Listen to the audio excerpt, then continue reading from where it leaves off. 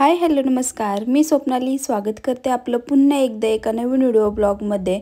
तर I hope की तुम्ही सगळेजण मस्त आणि मजेत असाल। तर सर्वांना सर्वात अगोदर श्री स्वामी समर्थ आणि सर्वांची मी मनापासून माफी मागते, कारण गेले 1 महिना झाला आपले काही व्हिडिओ आले नाहीत। त्यामुळे बऱ्याच ताईंच्या कमेंट आल्या, पर्सनली सुद्धा कमेंट आल्या, इंस्टावर सुद्धा। तर ताई तू व्हिडिओ का टाकत नाही, काय प्रॉब्लेम आहे? तर चला आज म्हटलं छोटासा व्हिडिओ तुमच्यासोबत शेअर करावा, जेणेकरून तुम्ही जे काही प्रश्न विचारलेत आणि जे काही तुम्ही कमेंट करता त्याचं उत्तर मिळेल त्यासाठी। तर हा व्हिडिओ मी कॅमेरासमोर सुद्धा बनवला असता, पण तशी काही कंडिशन नाही, म्हणून मी घरातलं काही रूटीन करताना म्हणजे आवरताना हे व्हॉइस ओव्हर केलेला आहे। तर गेल्या 2-3 महिन्यात तुम्हा सर्वांना प्रश्न पडलेला की ताई तू प्रेग्नेंट आहे का? ते बऱ्याच ताईंनी कमेंट केल्या, पण त्या कमेंट्सचं मी रिप्लाय काही देऊ शकले नाही, कारण काही कालावधी असतो जो की तेवढा कालावधीत सांगायचं वगैरे नसतं। त्यासाठी मी म्हटलं थोड्या दिवस थांबावं, जो काही कालावधी आहे म्हणजे 3 महिन्याचा तो झाला की तुमच्याबरोबर शेअर करणारच होते।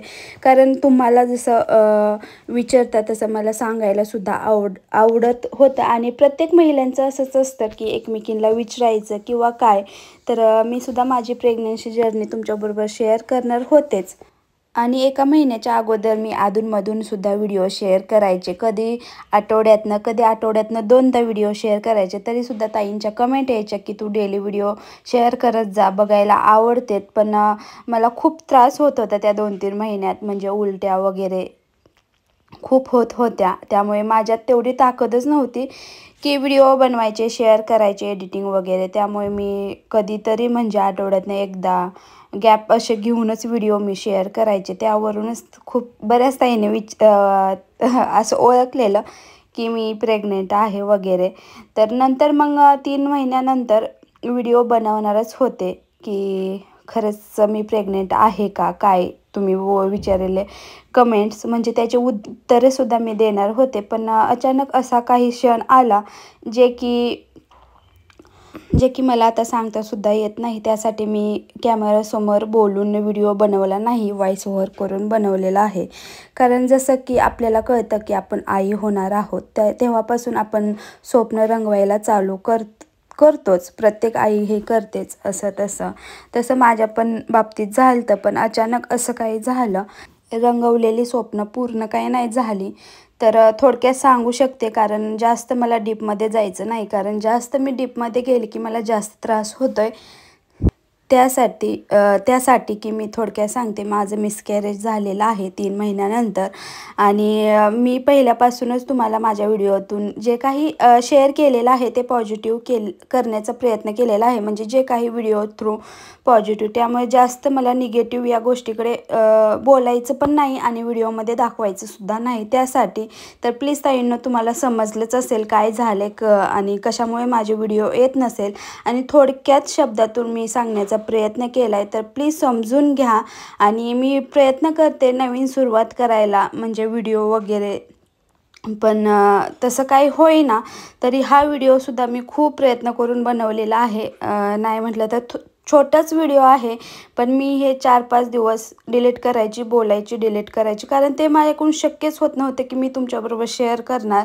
आणि कसं होतं, आपण जरा थोडंसं कामात व्यस्त राहिलो ना, तर आपण मनसुद्धा अगदी फ्रेश आणि थोड्यापुरतं आपण ते विसरून जातो। त्यासाठी मी म्हटलं चला थोडं का होईना आपण सुरुवात करावी आणि आपल्या कामाकडे सुद्धा लक्ष द्यावं, जेणेकरून आपल्याला सुद्धा छान वाटेल आणि सारखं त्या विचारामध्ये आपण गुरफटलं नाही जाणार। तर 1 महिना झालेला आहे, त्यानंतरच मी व्हिडिओ बनवायला घेतला आहे। कारण कसं होतंय, असं शांत बसलं, घरातलं वगैरे काम झालं, शांत बसलं की तेच विचार डोक्यात येतात आणि मग आपण जास्त डिप्रेशनमध्ये जातोय। त्यासाठी म्हटलं चला, कारण एवढी छान मला यूट्यूब फॅमिली भेटली, जास्त करून माझ्या यूट्यूब फॅमिलीत लेडीजच जास्त आहे, त्यामुळे लेडीज कमेंट करत होत्या, पर्सनली मेसेजसुद्धा केले, इंस्टावर DM सुद्धा केले की ताई तू व्हिडिओ का टाकत नाही, प्लीज सांग।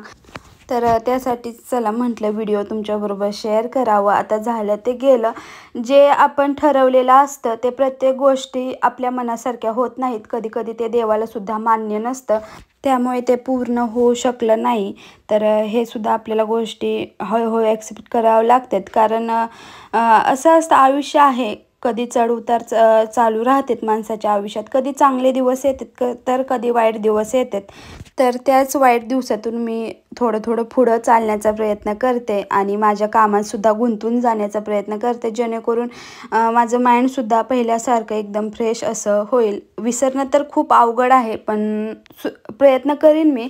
आणि तुमच्याबरोबर जे काही माझे डेली ब्लॉग्स आहेत, म्हणजे तुम्हाला जे बघायला आवडतात माझे क्लिनिंग वगैरे, ते मी शेअर करण्याचा प्रयत्न करते.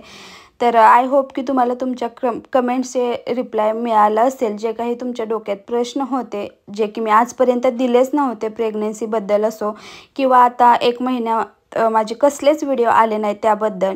तर चला म्हटलं आपल्या यूट्यूब फॅमिलीसोबतसुद्धा शेअर करणं तेवढंच गरजेचं आहे. तर चला, छोटासा व्हिडिओ हा मी तुमच्याबरोबर शेअर केलेला आहे.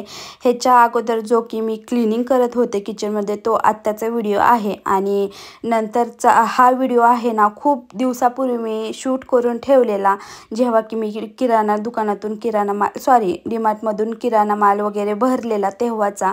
आणि नंतर मग अशी कंडिशन आली की मी तो व्हिडिओ शूट वगैरे केला, तो एडिटिंग वगैरे नाही. तर ही क्लिप खूप दिवसाची आहे, तीच मी पुढे जोडलेली आहे आणि व्हॉइस ओव्हर केला आहे. तर बघूया, करते मी प्रयत्न पहिल्या ह्याच्यामध्ये येण्याचा आणि हळूहळू येईलसुद्धा. कारण आपल्याला पुढं चालत राहायचं म्हटलं, मागचं विसरत जावं लागतं. तर अगदी थोडक्यात सांगण्याचा प्रयत्न केला आहे. एवढा मोठा व्हिडिओ बनवण्याचा किंवा बोलण्याचा सुद्धा मला त्या वर बोललं की जास्त त्रास होतोय, त्यासाठी थोडक्यात सांगितलेलं आहे. तर बघूया आजचा आता पुढचा व्हिडिओ कोणता येतोय, कसा येतोय. चांगलाच येईल, अगदी पॉझिटिव्ह. तर चला, बाय बाय आणि सर्वांना श्री स्वामी समर्थ. आणि तुमचा पण सपोर्ट असाच कायम असू द्या.